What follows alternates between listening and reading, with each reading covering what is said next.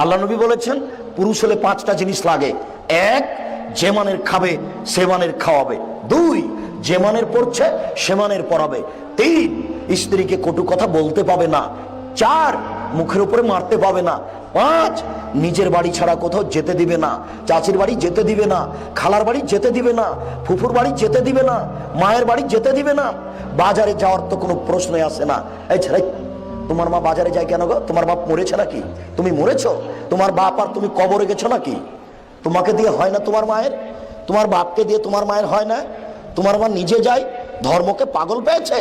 তোমার মাকে সকাল 10টায় বাজারে যাওয়ার পরে বিকাল 5টা পর্যন্ত কত মানুষে ধাক্কা মারে তুমি জানো?